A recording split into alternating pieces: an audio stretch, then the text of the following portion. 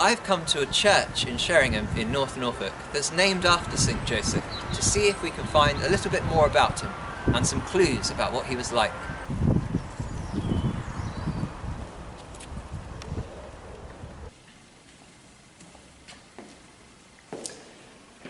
Here in the church we find one of our first clues about who St. Joseph was.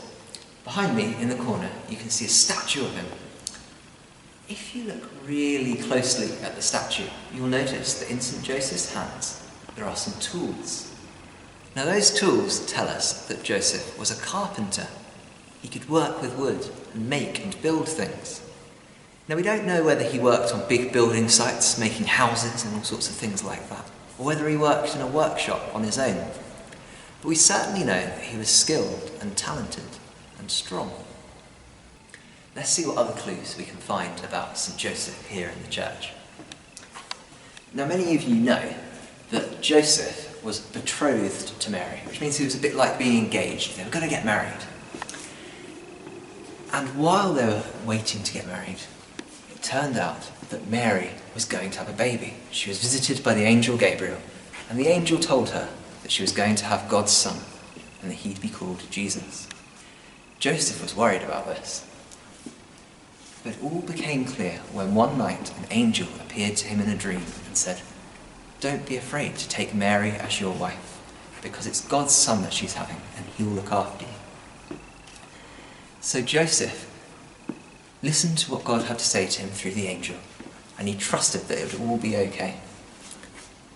So Mary and Joseph set out to Bethlehem to be counted in the census. And when they were in Bethlehem, the time came for Jesus to be born.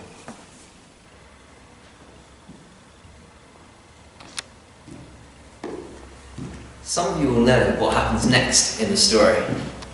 At the time Jesus was born, there was a nasty king called King Herod, and he wanted to kill the baby Jesus. But luckily, the wise men warned Joseph about this. In the corner of this chapel at the side of the church, there's a window that tells us what happens next. Joseph decided to take Mary and Jesus into Egypt to escape from King Herod. Now if you look at the window, you can see that Joseph is taking Mary and Jesus on the donkey into Egypt, and he's guiding them along. He's got his lamp to show the way. And you can imagine how brave Joseph would have had to have been to take that journey, and how much Mary and Jesus would have had to trust him, and how much Joseph would have had to trust God. If you look a little bit closer at the window, you can see there's an SJ written above Joseph's head to remind us that it's definitely him. And in the corner, there's some words written in Latin that say, "Saint Joseph, pray for us." And that reminds us we can ask Joseph to pray for us and help us too. Now over here, in the middle of the chapel, there's a big statue of St. Joseph behind the altar. Now this statue shows us how close Jesus and Joseph really were. Joseph was the person that Jesus called Dad while he was on earth. And Joseph was a good father to Jesus.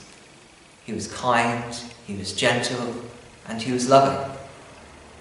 And St. Joseph gives us an example that we can copy of how we can be good and kind and loving to other people too.